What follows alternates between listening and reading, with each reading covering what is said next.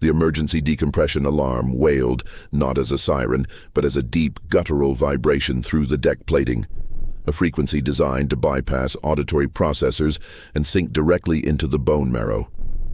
Holland Crest felt the sudden, sharp pressure drop in his inner ear, a familiar agony preceding disaster. He was not watching shuttles detach on Nokon Station. He was 6 parsecs away, deep within the maintenance conduits of the Aegis, humanity's aging frontier dreadnought, and something vital had just failed under crushing stress. The air tasted overwhelmingly of hot lubricant and ozone, the chemical signature of catastrophic electrical failure compounded by the faint, stale scent of human exhaustion. 400 days in sustained high-alert posture. Holland didn't move toward the emergency blast doors. He moved toward the structural weakness. His movements were economical, born of necessity in confined spaces where a misplaced elbow meant crushing against superheated piping. He pressed his armored palm against the bulkhead near coupling junction Theta 9. The metal was vibrating at a frequency too high, a desperate shudder signaling molecular fatigue, not simple system malfunction. He ignored the shouted commands, echoing faintly through his helmet comms, orders about evacuation protocols, about falling back to the central core. Holland was not programmed for retreat when the integrity of the hull was in question.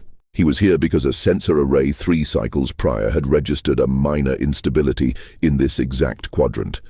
An instability that the Central Command had dismissed as background noise from the Glorgon deployment envelope. A dismissal that now tasted like ash in his mouth. He activated his magnetic grapples, the sharp thunk of adhesion against the scorched metal momentarily drowning out the structural whine. He needed 3 minutes. 3 minutes to weld the stress fracture before the magnetic bottle holding the primary antimatter containment field destabilized entirely. If that field collapsed, the resulting cascade would vaporize everything from here to the nearest habitable moon. Collateral damage that spanned light years, not just decks. Central Command, this is Crest. Override evacuation sequence for sectors 4 through 7. Theta 9 is failing. Requesting remote energy shunt confirmation on auxiliary battery array Beta 2. His voice was tight, stripped down to pure command frequency, devoid of any inflection that might betray the tremor running through his gloved hands. He didn't need Lyra's calm, synthesized assessment. He felt the decay physically. The heat emanating from the bulkhead was intense enough to warp the thermal shielding on his gauntlets, a burning ache against his skin. This was the price of operating ancient hardware near a deliberately unpredictable foe. The Glorgons. They had expected a stern warning.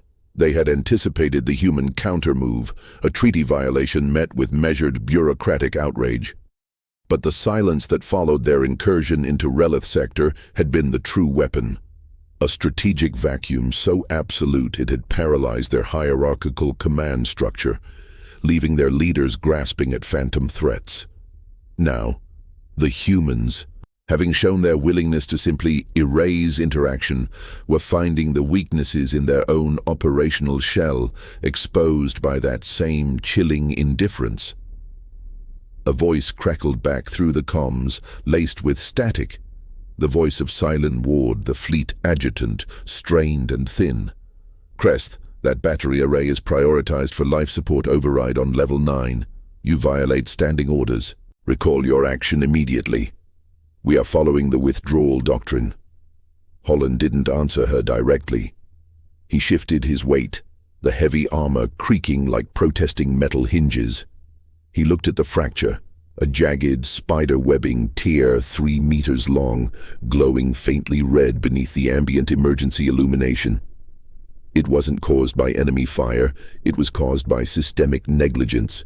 The maintenance logs, filed weeks ago by a junior engineer who Holland knew had been pressured into certifying systems as compliant for the sake of budget adherence, were lies wrapped in acceptable deviations. This wasn't war damage. This was betrayal from within, masked by the grand strategic narrative of the silent recall.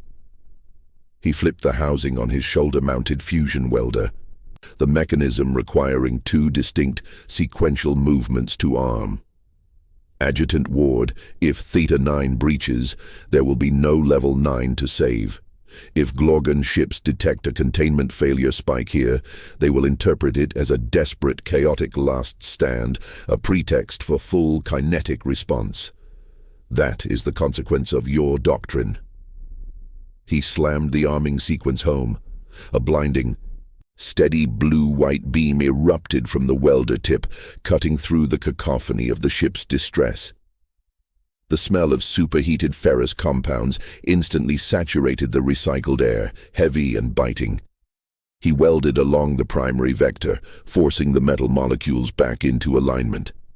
The vibration lessened incrementally, a microscopic victory against structural collapse. But the pressure readings on his wrist monitor continued to climb. The shunting of power from life support to the auxiliary battery, the action Cylon Ward feared, was necessary, but it had an immediate, visceral effect. The emergency lights flickered violently, dipping into near darkness before spiking back to weak illumination. In that near darkness, Holland saw it. Embedded within the stressed metal near the fracture's epicenter was a foreign material. It was crystalline, dark violet, refracting the brief flicker of the welder beam with an oily sheen that defied typical alloy standards. It wasn't Glorgon. Glorgon technology relied on bioorganic matrices and resonant frequencies. This looked manufactured, brutally efficient, and utterly inert under the heat of the fusion torch.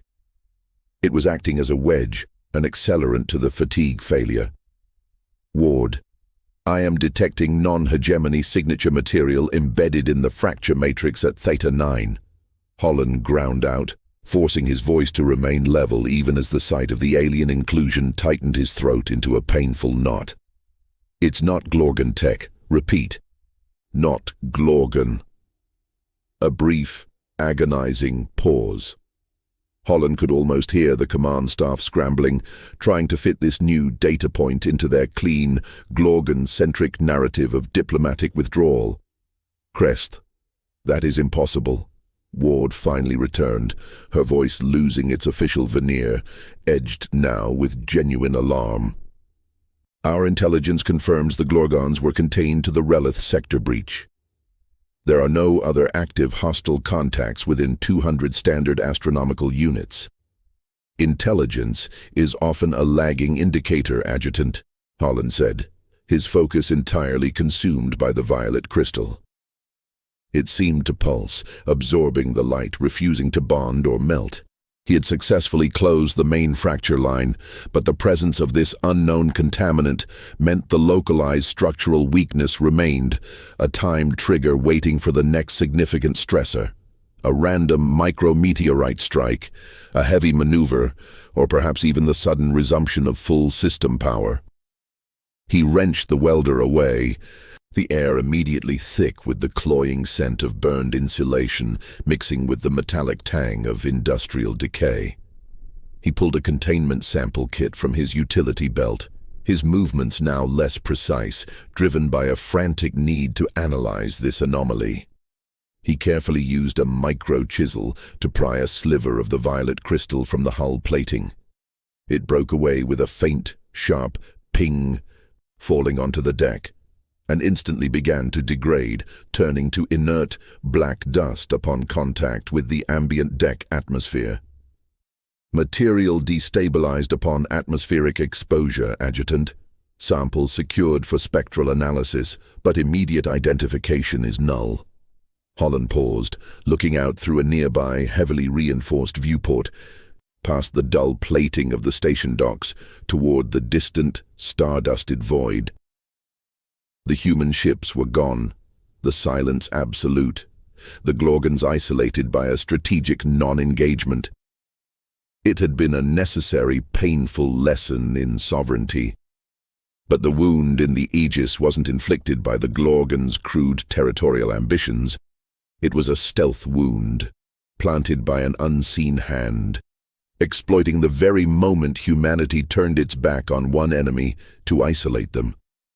Adjutant Ward, Holland continued, his voice dropping to a near whisper that carried through the comms with chilling clarity.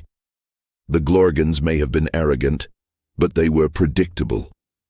This feels engineered to look like an internal systems failure during our withdrawal. Someone knew precisely where and when we would be weakest. If the hegemony was only a distraction, who profits from our current isolation? And what are they preparing to strike while we are busy staring into the vacuum we created?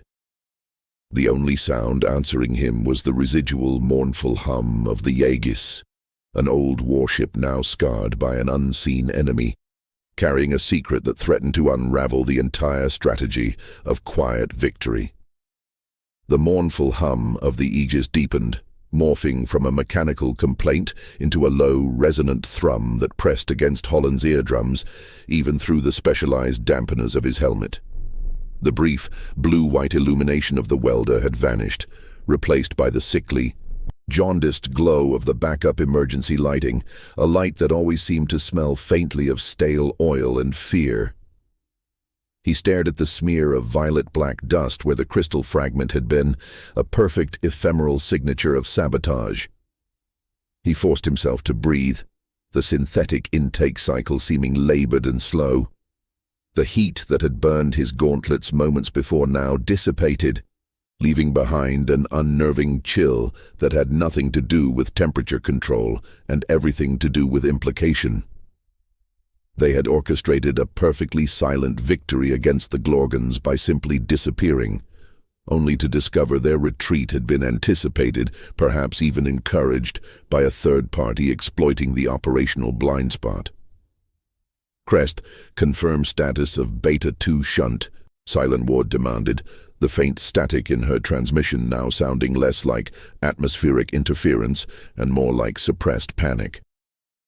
You have compromised Level 9 life support for an unconfirmed, unidentified particulate.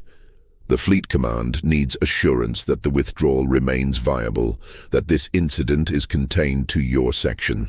We are operating under the assumption of total Glorgon restraint. Holland felt a cold tightening in his chest, the memory of a similar triage long past. A freighter, misclassified as non-essential, whose failing environmental scrubbers he had been ordered to ignore to conserve power for a high-priority diplomatic transport. The freighter's crew had died slowly, quietly, while the ambassadors made their grand, principled exit. Efficiency over ethics, the maxim echoed, a mantra he had come to despise. Status confirmed, Adjutant, Holland replied, his voice now deliberately flat, overriding the tremor with sheer, focused willpower. Beta 2 is active, life support on Level 9, operating at 70% efficiency. I am rerouting localized power conduits to reinforce the weld at Theta 9 using non-essential shielding capacitors. It will hold for approximately 40 standard hours, provided we do not engage primary drive. He ignored the embedded contaminant for the moment. Stabilizing the antimatter bottle was non-negotiable. The unidentifiable material could wait for a proper lab, provided they lived long enough to reach one. He engaged the magnetic clamps of his repair drone, sending it whirring toward the auxiliary conduit access panel. He needed to manually feed the capacitor surge through the housing to secure the weld against the inevitable shifting stresses of a ship this old. It required hands-on manipulation inside the tight casing, a space barely wide enough for his armored torso. Crest, Command will require a full spectral readout of your initial findings immediately, Ward persisted. We cannot afford extraneous variables.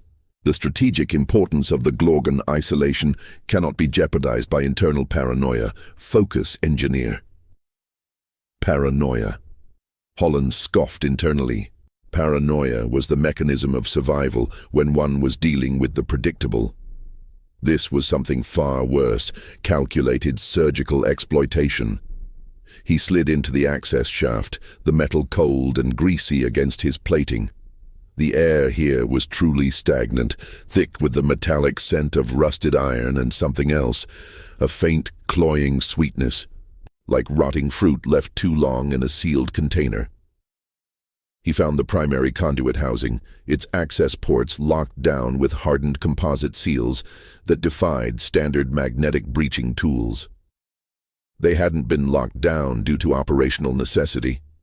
They had been welded shut from the inside. Holland activated a low-yield plasma torch, the tool barely whispering as it began to eat through the composite. This wasn't Glorgun sabotage. Their methods were crude by comparison, focused on overt destruction or slow biological contamination. This lock felt precise, designed to delay an internal assessment, to ensure that by the time someone like him reached the critical failure point, the consequences would already be realized. "Adjutant," Holland cut in, his voice muffled by the exertion. The access housings to the auxiliary power regulators were physically sealed, not locked, sealed. These access points have been tamper-proofed with secondary-grade composite welding. This was not a system glitch. This was an effort to prevent any internal diagnostic during a crisis. Silence followed, heavier than before. The Aegis seemed to hold its breath, the low hum momentarily wavering. Finally, Silent Ward's voice returned, stripped bare of its official detachment, exposing the fear that underpinned the entire withdrawal strategy. "Crest, you must understand the fragility of the current political climate. The High Council authorized the silent recall, a profound statement of diplomatic superiority. If we present evidence of a third-party attack now, using an internal system failure as the vector, the hegemony will see it as a pretext for human aggression, a manufactured justification for war, shattering the delicate strategic isolation we achieved." Holland pulled the newly melted access port away, tossing the scalding piece of composite aside. Inside, the wiring harness was a nightmare of spliced connections.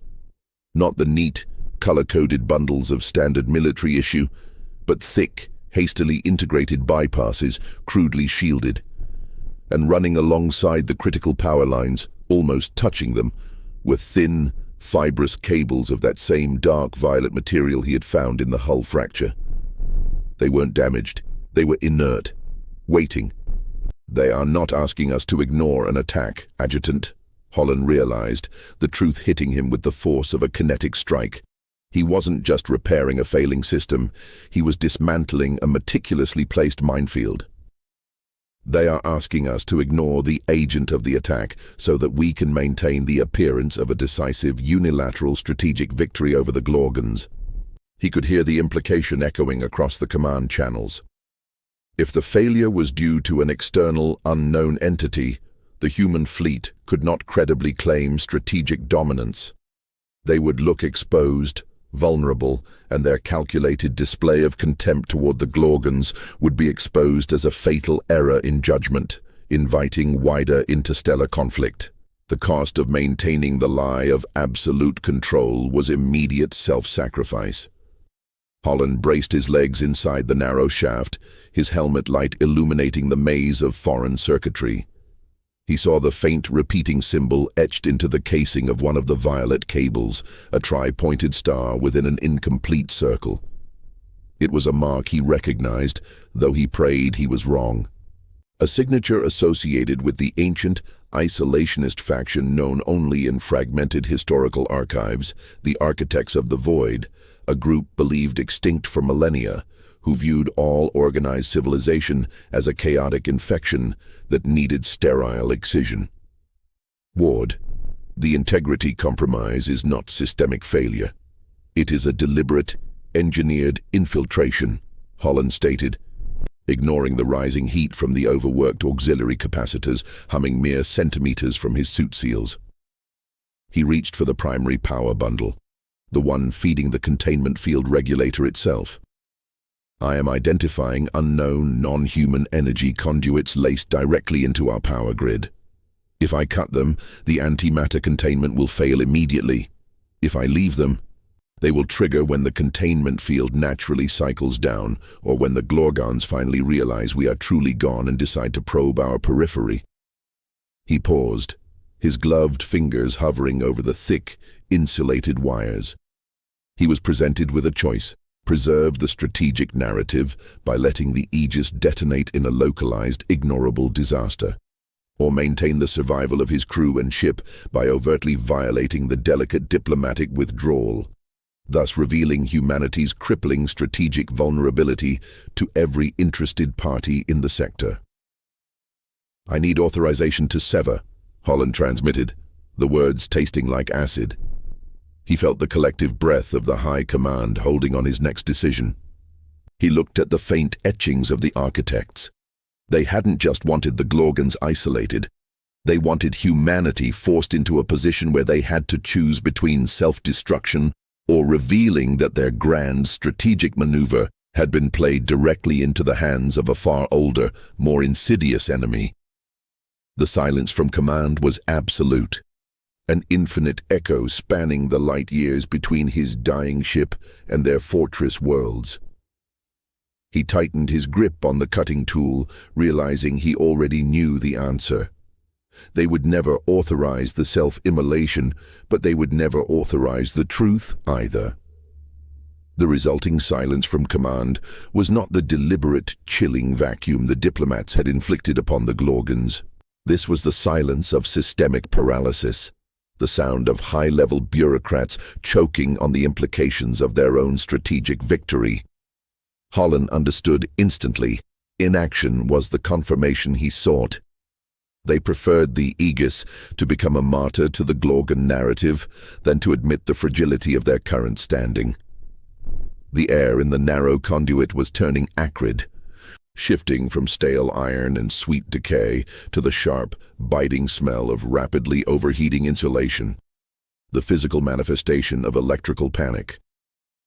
The capacitor surge, meant to reinforce the weld, was failing to stabilize.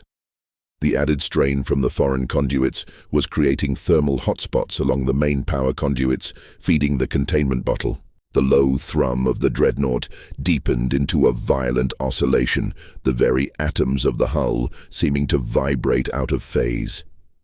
Holland bypassed the comms entirely, recognizing the uselessness of seeking authorization that would condemn them regardless of the outcome. He activated the tertiary magnetic stabilizers on his boots, locking himself against the deck plating just as the conduit shaft shuddered violently, throwing his upper body against the conduit housing. The impact jolted his head against the internal lining of his helmet, a sharp, sickening thud that momentarily drowned out the external noise, replacing it with the sudden, throbbing ache behind his eyes. He tasted the familiar, metallic dryness of extreme exertion mixed with the faint, almost imperceptible coppery hint of blood against his palate, a minor nosebleed induced by G-force spike. He brought up the spectral analyzer interface overlay on his visor, cycling through the readings for the violet cables.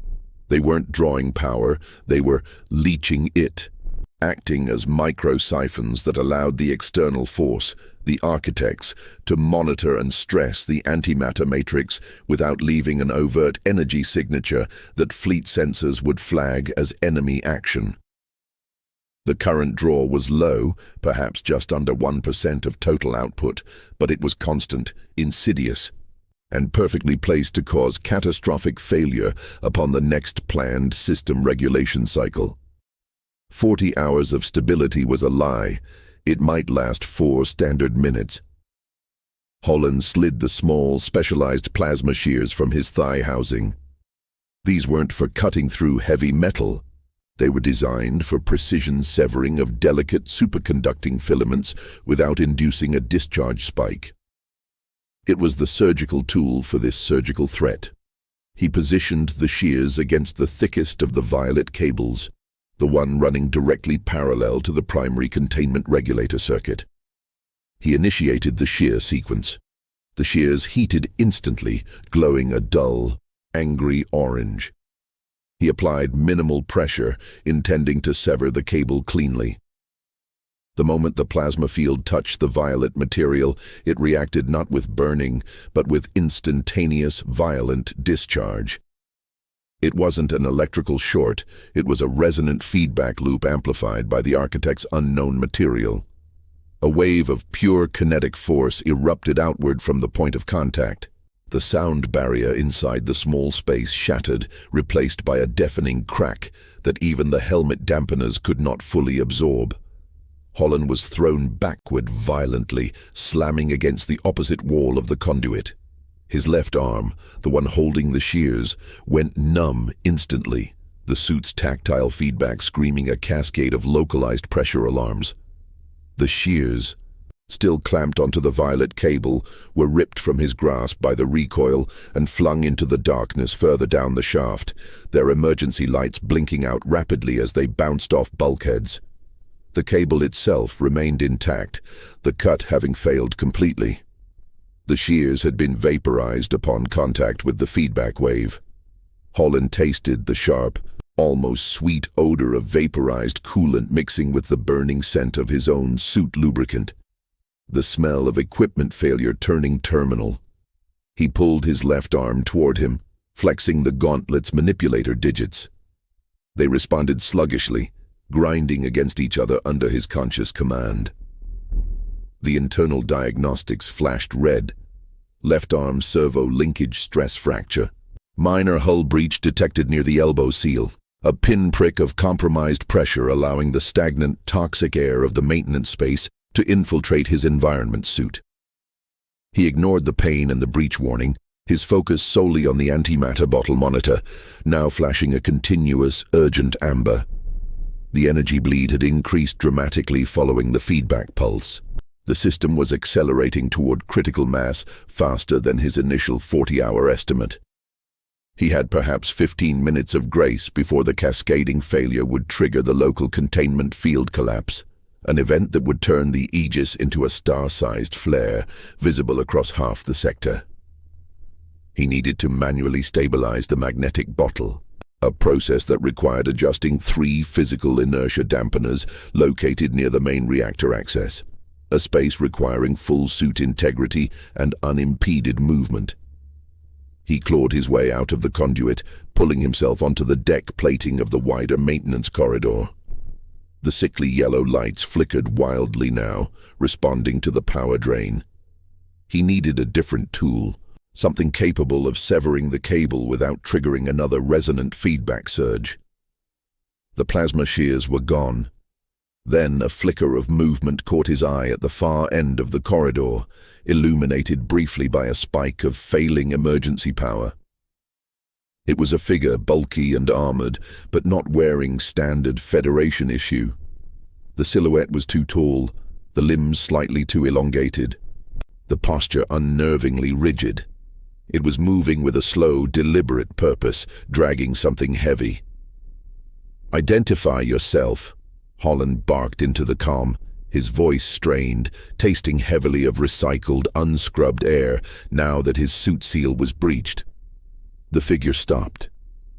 It did not raise a weapon. It did not speak. Instead, it performed a slow, mechanical pivot, revealing a heavy ordnance launcher resting across its back, a type of heavy disruptor rifle rumored to be in service with the very fringe military organizations the Glorgans hired as mercenaries during their colonial disputes, groups the Federation had purged decades ago. The armor was matte black, unreflective, scarred by plasma burns, old scars, not fresh ones. The figure stepped fully into the light. Its helmet was featureless, smooth black composite, but where the visor should have been, there was only a single thin, horizontal line of glowing, pale green light. It was a Velkan mercenary, a species notorious for their utter detachment from political causes, motivated only by credit and the execution of their contract. The Velkan raised a massive, 3-fingered hand, not in surrender, but pointing toward the open maintenance shaft where Holland had just emerged. Then, the figure spoke, its voice synthesized, heavy, and utterly devoid of recognizable inflection, a voice that suggested long familiarity with executing orders under extreme duress. The architect's directive supersedes previous contracts, Engineer Crest. The structural instability is to be maintained until fleet disengagement is total. Any interference results in terminal neutralization. Holland stared, the amber warning light on his display flashing faster, now accompanied by a rapid series of urgent red indicators signaling containment, degradation, acceleration. He had exposed the infiltration, and the architects, possessing deep cover assets even within the known fringe elements, had mobilized a silent executioner to ensure the Aegis exploded as a localized system failure, preserving the fragile, victorious silence of the human high command. He was trapped between the failing antimatter core behind him and a professional killer blocking the only route to the manual override levers. The sweet, cloying odor of decay and the sharp tang of electrical burning saturated the failing environment. Holland shifted his stance, preparing to fight a battle the fleet refused to acknowledge, knowing that if he died here, humanity would bury the truth alongside his wreckage. The sudden appearance of the Velkan mercenary fractured the immediate threat matrix into 3 distinct, suicidal pathways. The air in the corridor felt suddenly colder, the persistent stench of ozone and burnt lubricants overwhelmed by a subtle, clean sterility emanating from the matte black armor. The hallmark of architect methodology, an environment meticulously scrubbed of trace contaminants, even while executing violent acts. Holland abandoned the thought of retreat down the conduit. The Velkan was positioned perfectly, its heavy ordnance launcher tracking his movement with the slow, inexorable precision of an automated turret. To move toward the reactor access, the only place where the magnetic bottle dampeners could be manually stabilized was to walk directly into the kill zone. He had perhaps 10 minutes before the containment breach became irreversible, and the Velkan was an executioner whose contract included ensuring that breach occurred on schedule, preventing any narrative deviation. He forced his damaged left arm to stay clear of the console, relying entirely on his right. He didn't waste time trying to communicate with Silent Ward. The fleet adjutant had already chosen the fate of the Aegis by refusing to acknowledge the evidence Holland had presented. This was no longer a strategic problem solved by clever diplomacy. It was a cleanup operation overseen by a species older and infinitely more patient than the Glorgans. The Velkan shifted its weight, its internal mechanics clicking softly, a sound that carried far too clearly in the dying ship. It was waiting for Holland to move toward the command center to confirm the fleet's worst fears, that the withdrawal was compromised and that open warfare was inevitable. Holland needed information, not a firefight. Engaging the Velkan would consume precious minutes, guaranteeing the antimatter bottle went critical. He needed to know precisely what the architect directive entailed. Was the entire Aegis meant to vanish? Or was there a secondary extraction vector the Velkan was guarding? He executed a desperate low-to-the-deck maneuver, spinning 90 degrees away from the reactor access, heading instead toward a sealed auxiliary data core access hatch, located 20 meters behind the Velkan's position. The move was illogical for survival, an intentional violation of tactical sense. The Velkan reacted instantly, not with immediate fire, but with a short, sharp burst of kinetic energy from its shoulder-mounted auxiliary weapon. A small caliber pulse designed not to penetrate heavy armor, but to disrupt internal navigation systems. The pulse struck the plating near Holland's right hip. The shock was immediate, a hard, concussive slam that sent him sprawling across the deck. His visor flickered wildly, the internal display momentarily replaced by a field of chaotic, sparking geometry. Holland tasted the coppery tang of blood again, stronger this time, mixed with the faint, acrid scent of ozone from the weapon discharge. He ignored the blinding pain radiating from his hip and scrambled to his knees, utilizing the momentary disorientation of the attacker. The Velkan was programmed to maintain the structural failure, not to engage in protracted combat. It took a heavy, measured step back toward the center of the corridor, repositioning itself to cover both the reactor access and Holland's new trajectory toward the data core. It was defending the integrity of the secret, not necessarily Holland's life. Holland reached the heavy locking mechanism of the auxiliary data core hatch, a manual override requiring a complex, multi-sequence thumbprint scan coupled with an 18-digit authentication code, far too slow for the time remaining. He slammed his functioning right hand against the scanner plate. Access denied. He switched the interface to diagnostic override, a function usually reserved for system-wide hardware diagnostics. A massive data siphon that would pull diagnostic reads from every active subsystem simultaneously.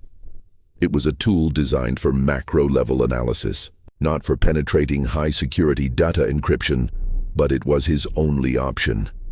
He needed a vulnerability, a system already overloaded by the power drain, that would momentarily drop the internal firewall protecting the core's encrypted logs. He slammed the activation command. The data core housing around the scanner plate hummed violently, the metal growing hot beneath his gloves, a localized thermal bloom that began to fight against the ambient cold emanating from the Velkarn's presence. The Velkarn registered the attempt to breach data security. It lowered its heavy launchers slightly, signaling a shift in priority. Lethal force was now authorized if Holland continued to interfere with the maintenance of the structural instability. Holland saw the opportunity.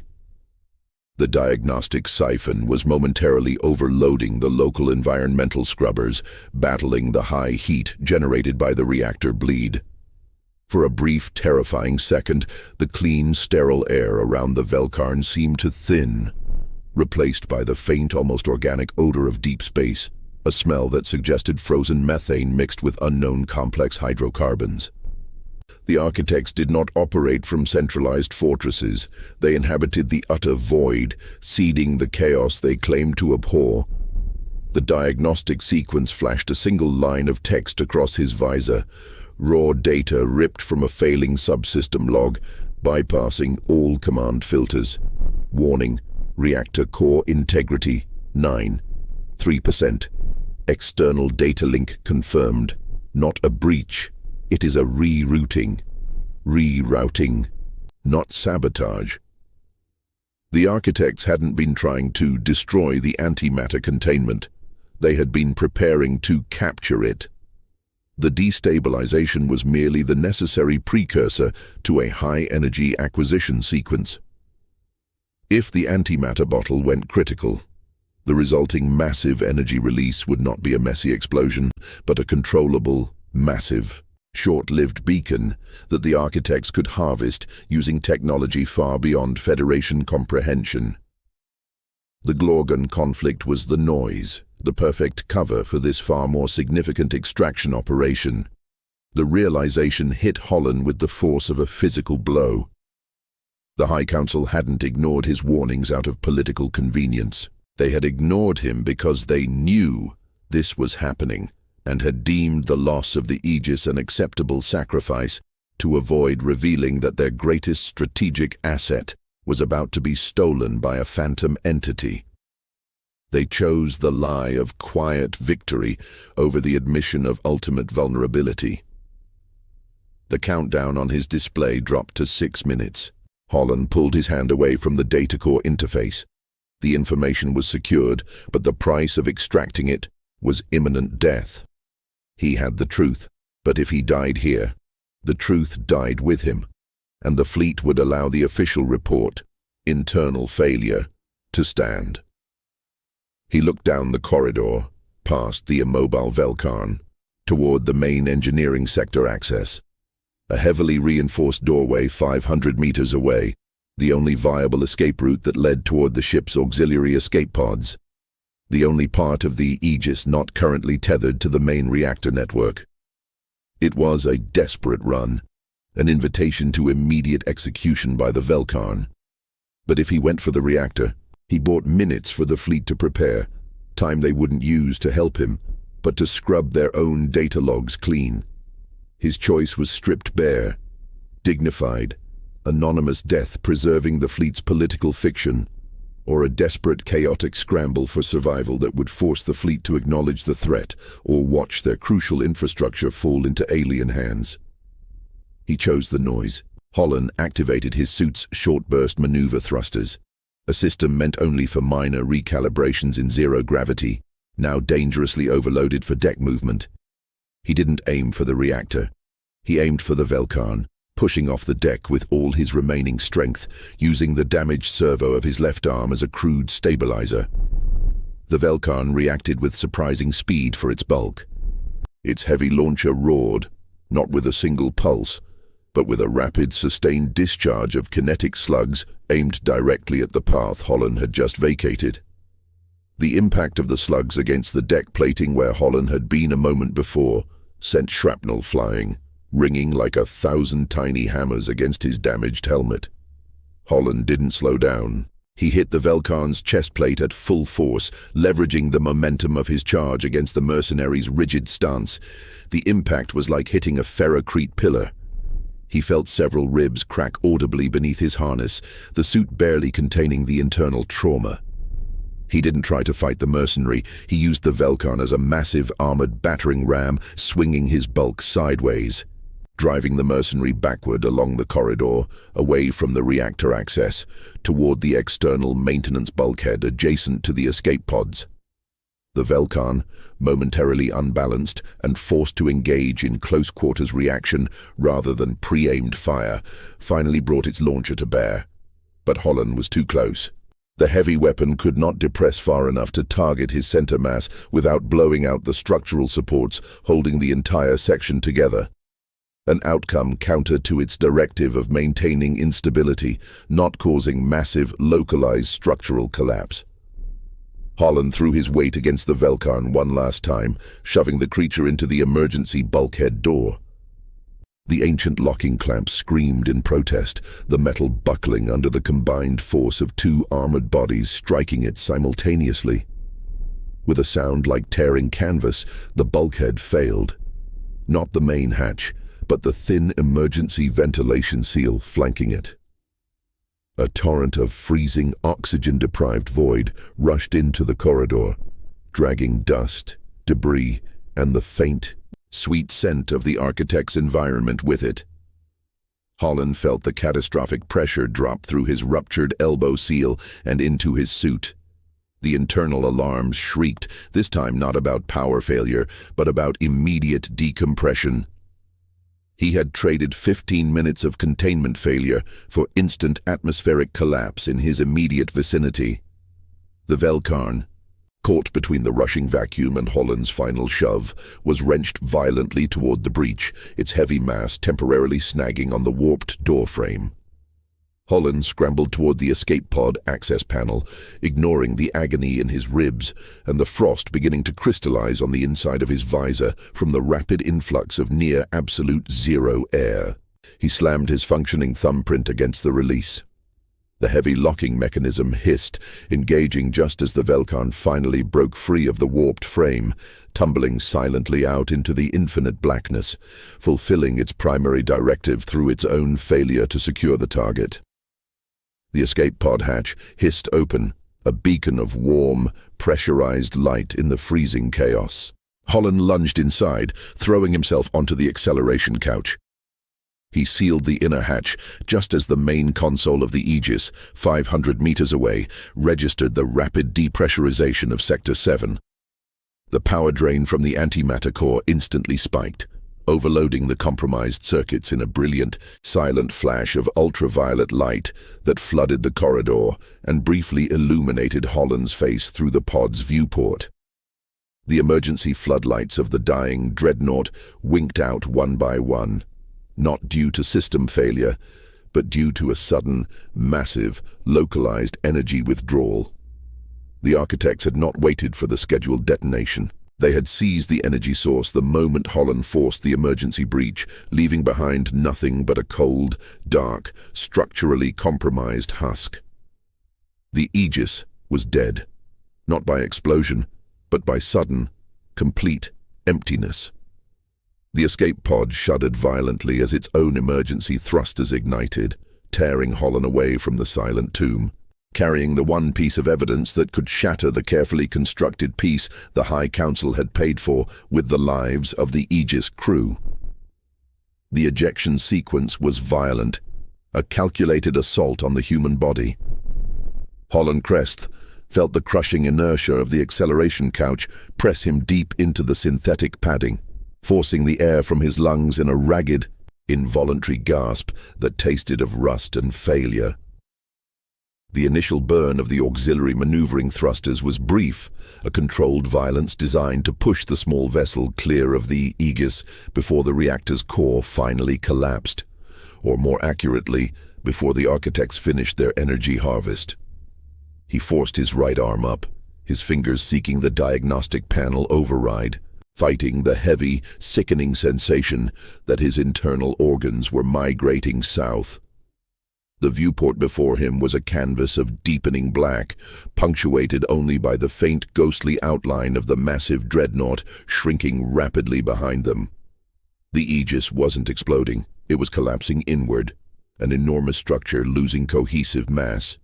The final massive discharge of ultraviolet energy, the architect's beacon, fading into the pervasive, absolute darkness of the void. The strategic silence the fleet desired had been purchased with the physical annihilation of a frontline vessel. His left arm was useless, hanging heavy and unresponsive at his side, the broken servo linkages grinding faintly with every subtle adjustment of the pod's trajectory.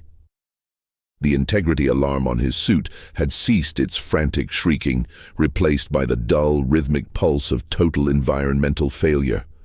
Oxygen reserves critically low, internal pressure stabilizing at an unsafe, though survivable, median level. He had escaped the vacuum, but he was now sealed inside a metal coffin with minutes of breathable air remaining, wounded, and carrying evidence that the fleet command had actively chosen to sacrifice him to maintain a politically convenient lie. He finally accessed the diagnostics readout.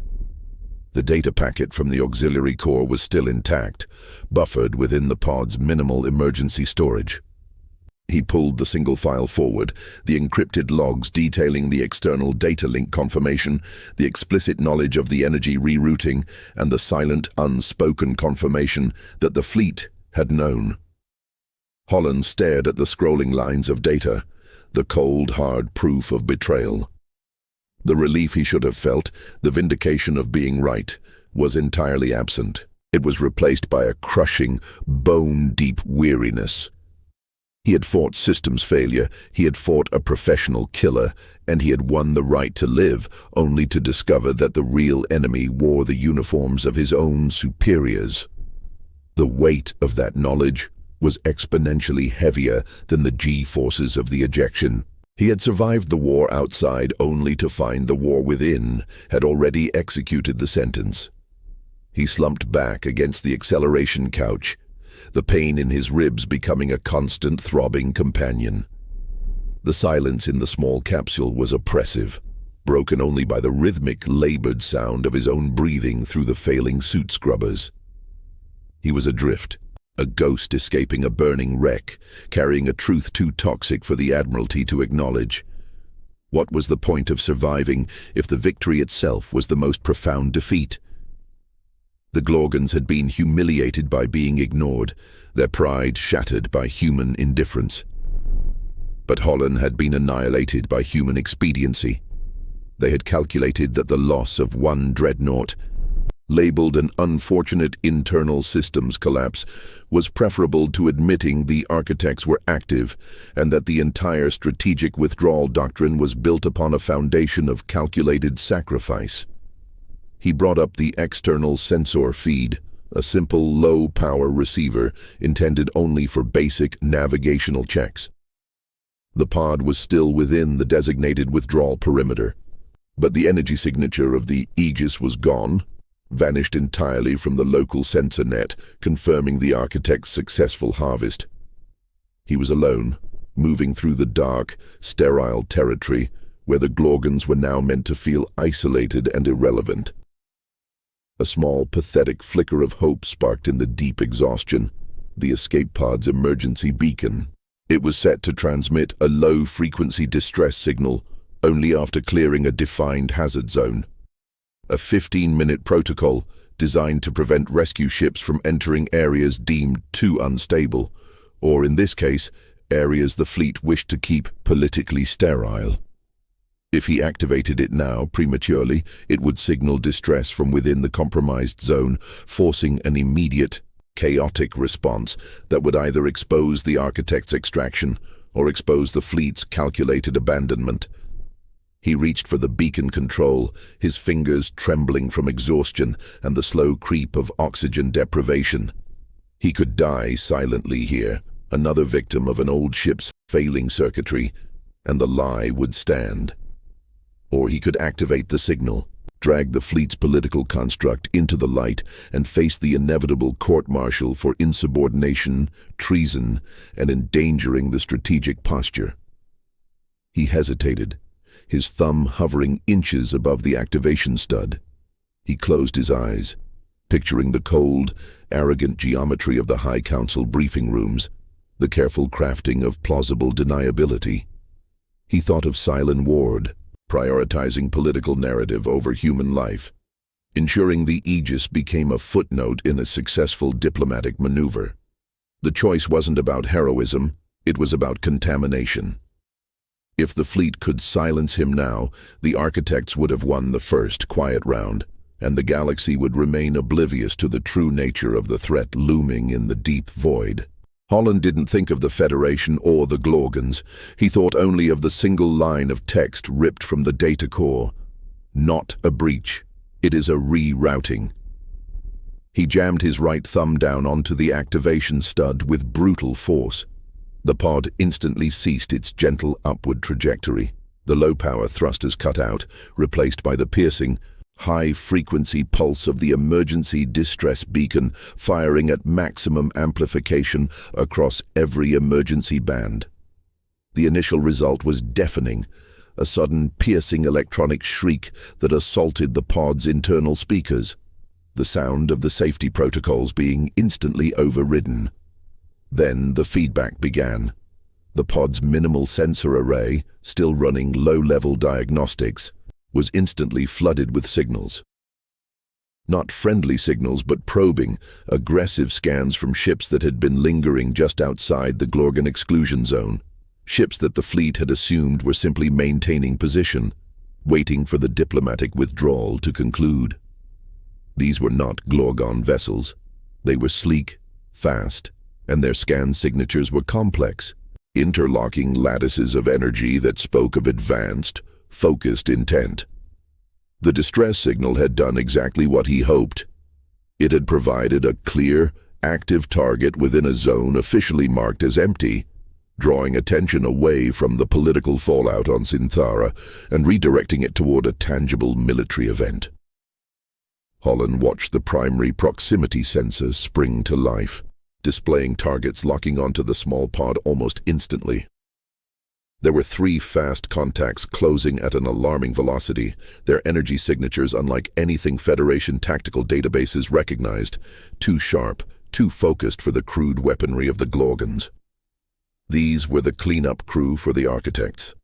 The clean sweep designed to eliminate the single piece of evidence before it could be transmitted beyond the immediate tactical zone. The isolation was over. The quiet defeat had ended.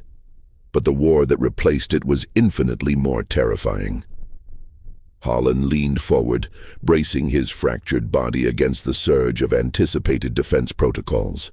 He reached for the manual targeting array, bypassing the automatic defenses entirely. He couldn't fight 3 advanced contacts, but he could choose where to aim his final act of insubordination. He toggled the comms to open broadcast, not the regulated, encrypted channel to Fleet Command, but the wideband, unsecured frequency that every listening post, every nearby neutral vessel, and certainly the Glorgans, would be monitoring. He thumbed the transmission button, his voice raspy and weak, barely audible even through the internal amplification.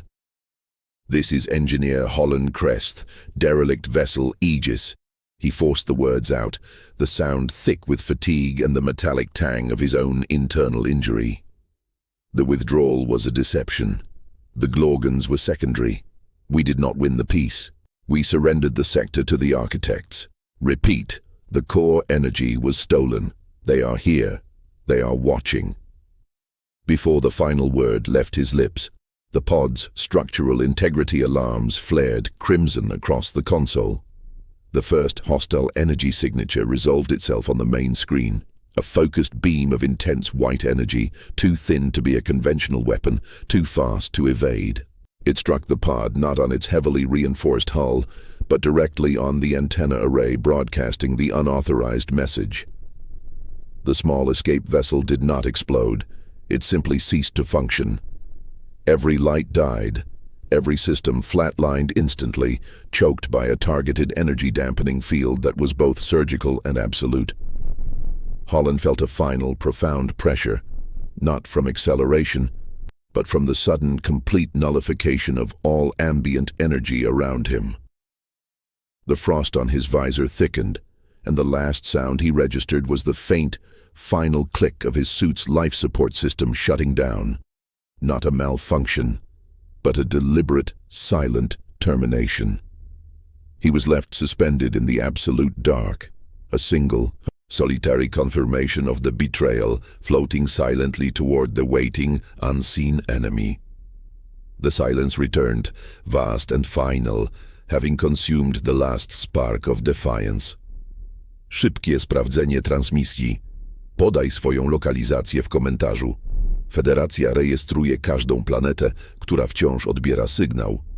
The sudden cessation of power was not a gentle fade, but a brutal severing. Holland Crest felt the residual heat drain from his suit systems instantly, replaced by a creeping, absolute cold that bypassed insulation and settled deep within the marrow of his bones. The hostile energy beam had not vaporized the pod. It had excised it from the operational universe, silencing the broadcast with terminal efficiency. For a timeless moment, there was only the internal darkness and the dead weight of his own limbs, the pain in his ribs, a muted, abstract sensation against the encroaching blackness. Then, the backup kinetic dampeners, powered by chemical ignition reserves, meant only for atmospheric re-entry stabilization, fired on their lowest setting. It was a desperate, last gasp shudder, enough to rattle the frozen internal air and, crucially, enough to push the disabled pod slightly off its direct intercept course with the hostile vessels. The trajectory shifted by less than half a degree, but in the vacuum, that fraction was the difference between immediate destruction and temporary limbo. The architects, or whoever commanded the three sleek attackers, clearly prioritized the eradication of data transmission over the obliteration of the target itself. They had achieved the first objective.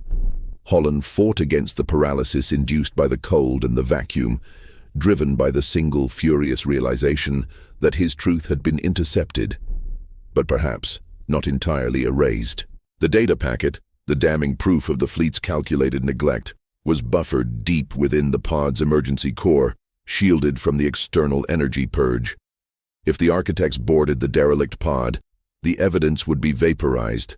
He needed to move the evidence, and he needed to do it manually, bypassing 3 layers of automated security protocols that were now locked down by the external dampening field. He pulled himself against the straps of the acceleration couch, ignoring the grinding agony of his left arm, now clearly dislocated at the shoulder. He found the manual release for the inner hull access panel, a relic of early over-engineered lifeboats. It required a physical sequence only detailed in Maintenance Manual, Chapter 3, Section 9, Subparagraph Delta.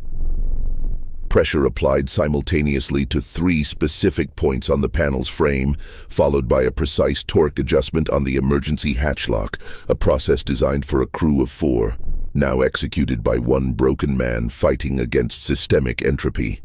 Thunk, hiss, grind. The inner panel hissed open, releasing a minuscule precious cloud of frozen water vapor, the last of the internal humidity, into the near vacuum of the pod. The viewport remained dark, save for the faint spectral glow of the distant, dying Aegis. The emergency core housing was a squat, heavily armored box bolted directly to the rear bulkhead.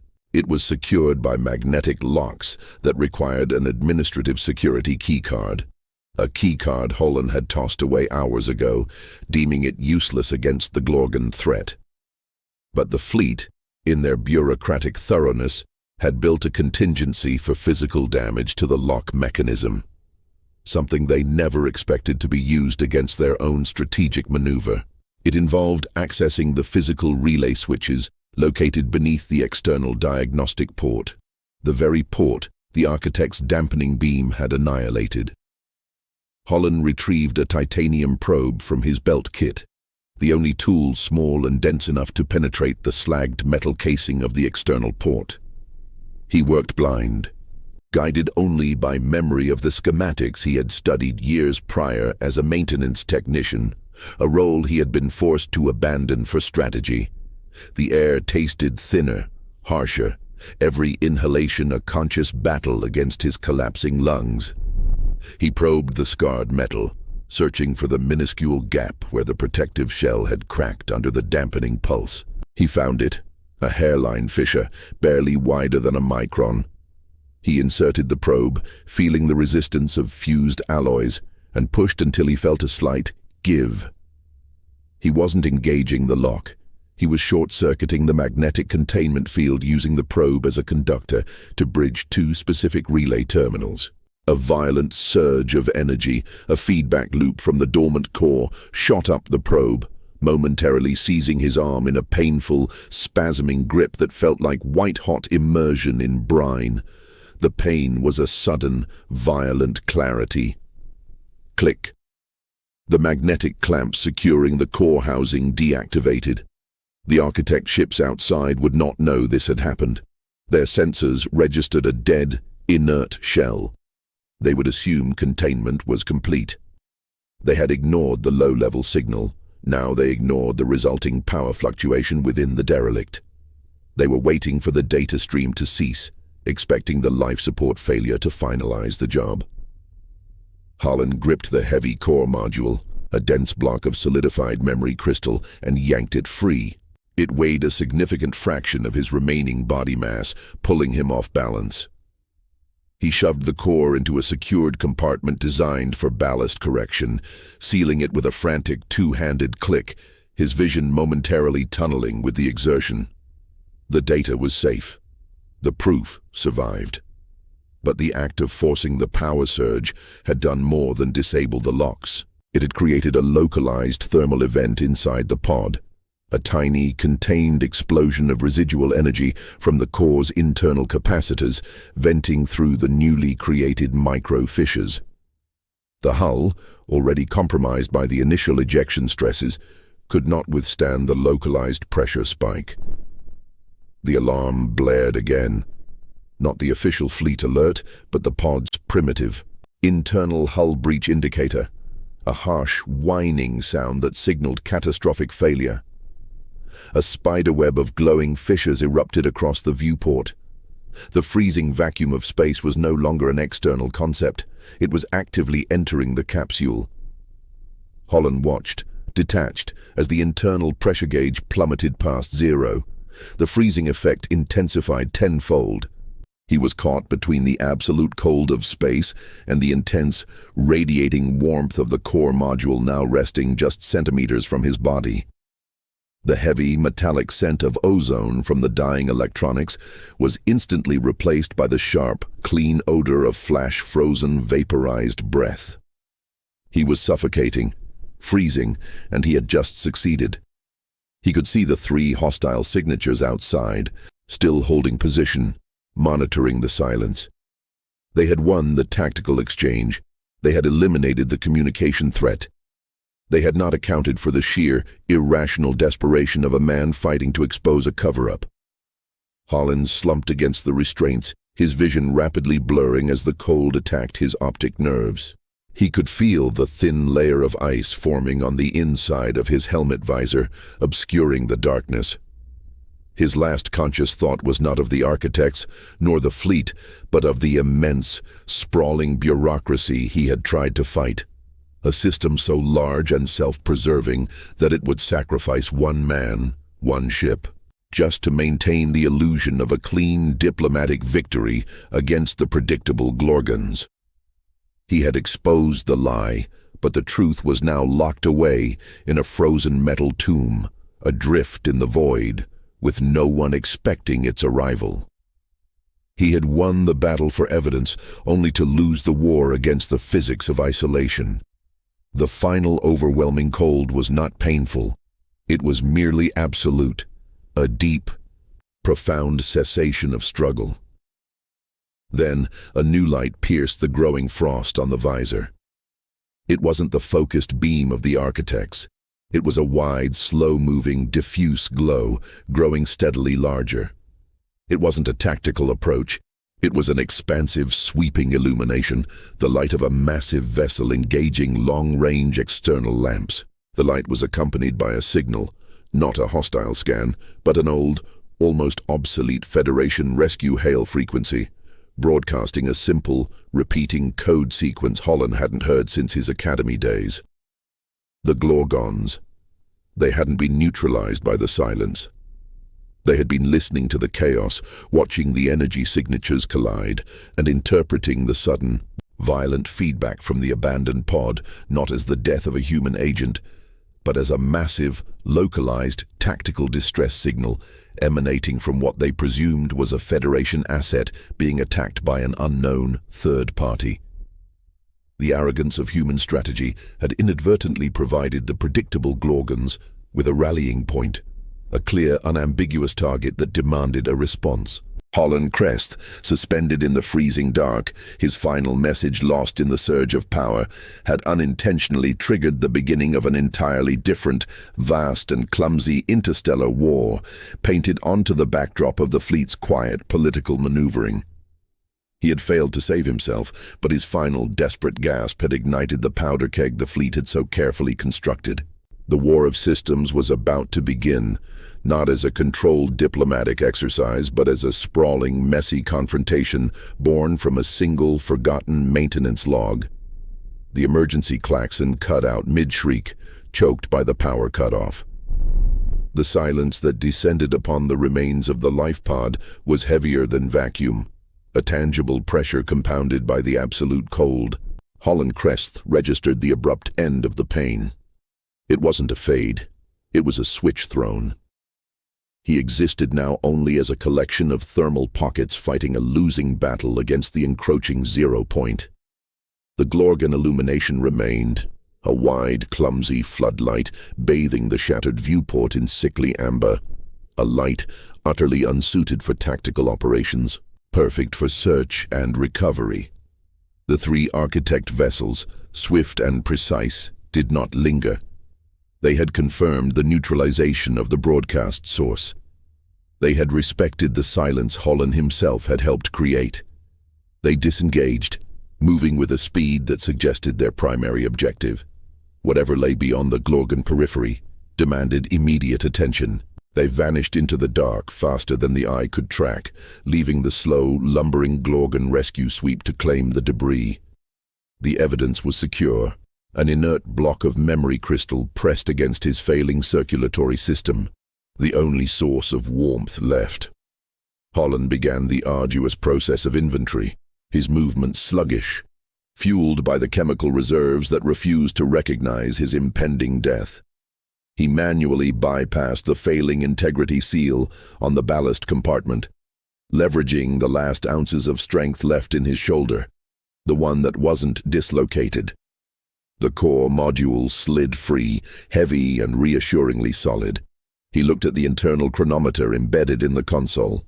47 hours since the silent recall had been enacted. 47 hours since the fleet had decided that political optics outweighed tactical integrity, abandoning the periphery to isolate the Glorgon threat. He had survived the subsequent fallout, the internal sabotage, and the architect's surgical strike. He had succeeded in safeguarding the proof that the fleet had known about the structural instability of the Aegis long before the Glorgons ever crossed the demarcation line. But survival in this context was not deliverance. He cycled the environmental controls, overriding the automated shutdown sequence for the internal environmental monitoring system. The display flickered to life, showing grim metrics. Internal temperature, -42 standard degrees. Atmospheric integrity, 0.01% and falling. His own suit life support was running on auxiliary cell power, designed to sustain minimal function for 3 hours maximum. He had perhaps 1 hour before the suit's internal heating failed entirely, leaving him an encased corpse awaiting retrieval. Retrieval. The Glorgons would find him. They would retrieve the wreckage, the frozen body, and the salvaged data core. They would not understand the subtlety of the information, the bureaucratic memos, the budget cuts, the calculated risk assessment that deemed the loss of a frontier dreadnought an acceptable loss to secure a favorable treaty position.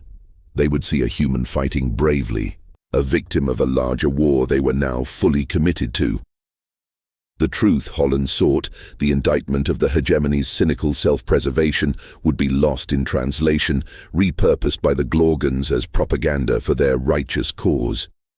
He had brought a knife to a logistical war, and now he was the mess left on the floor after the primary combatants moved on to the next engagement. Holland pulled up the external visual feed, the wide, clumsy Glorgon lights dominating the screen. He saw the massive shapes of the Glorgon cruisers moving with ponderous certainty, their hulls painted in archaic, defiant geometric patterns, utterly incapable of stealth yet terrifyingly effective in mass. They were what the hegemony wanted to appear to be, clear, uncompromising, and focused solely on the enemy they acknowledged. He accessed his personal log, knowing he had mere minutes before the comm system degraded beyond recovery. He didn't record strategy, he recorded sensory data. Agent 7, log entry final. The structure held just long enough to allow extraction of the memory cache. The violet intrusion, unidentified, highly organized, suggests the conflict space is far more complex than command modeled. The Glorgons responded to chaos, not subtlety. They operate on visible threat vectors. The architects utilize surgical apathy. The hegemony utilizes institutional self-deception. He paused, breathing heavily, the effort burning his already frozen lungs.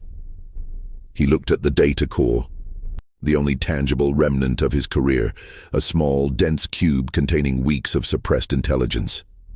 He could attempt to transmit it via a short-burst coded burst on the Glorgon rescue frequency, hijacking their own wideband communication array.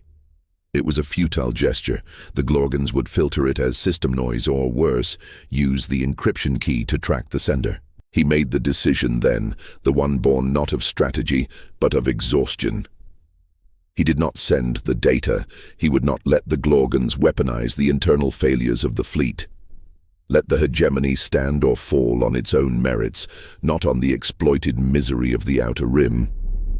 Holland ejected the data core from the ballast compartment and placed it gently beside the acceleration couch, securing it with a strip of magnetic tape. It would survive the eventual retrieval, likely catalogued as high-grade, non-essential black box data, deep-filed away in some massive labyrinthine archive where evidence goes to achieve functional immortality but practical obscurity. He leaned back, the icy cold finally conquering the chemical heat of his reserves. The sound of the Glorgon's sweep grew louder, closer, their primitive engines thrumming with a deep, resonating bass that shook the damaged hull plating. His mind drifted back. The beginning. The faint metallic scent of ozone and hot lubricant in the conduits of the Aegis. The first hint that the system was lying to him. The agonizing necessary effort to keep the antimatter contained. That smell, the taste of decay, masquerading as operational stress. The lights of the Glorgon recovery ship filled the viewport completely now, drowning out the stars. He could almost feel the vibrations of their heavy boarding clamps attaching to the exterior of the derelict pod. They would cut through the hull, retrieve the frozen husk, and the memory core would remain untouched, waiting for the slow wheels of institutional review to turn decades hence. Howland closed his eyes, ignoring the sharp sting as the ice on his visor cracked inward. He had moved through the war of systems, exposed the weakness, and in doing so, ensured the war would widen beyond the hegemony's sterile control. He had failed to save his ship, failed to save himself, but perhaps he had ensured that the lies would, eventually, be known by someone other than himself. The final tremor ran through the pod as the Glorgans began their slow, methodical breach, a vast, unhurried intrusion into his personal silence. The pressure in his chest eased, the cold becoming a form of anesthetic, and the last thing he felt was the deep, slow shudder of the hull plates parting, letting in the vast, uncaring galaxy he had sought to defend. Misja zakończona. Aby utrzymać ruch naszej floty, zasubskrybuj kanał i przekaż tę transmisję dalej. Wszechświat rozszerza się z każdym nowym słuchaczem.